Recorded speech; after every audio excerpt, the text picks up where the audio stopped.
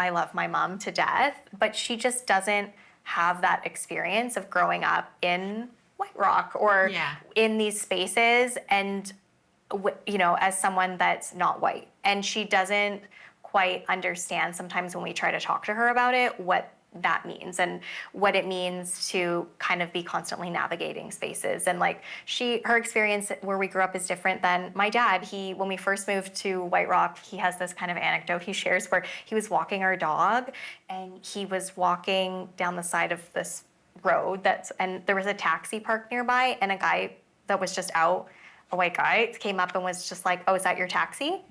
And he was like, "No." And the guy made a comment about South Asian people being taxi drivers, and that was his experience. And then my mom had a very different experience, and my sister and I were kind of navigating in between that. And I think, in the last 5 years, just with a lot of conversations that are happening, we've had the conversation about, what did you think about raising multiracial kids? Or like, did you kind of think about that?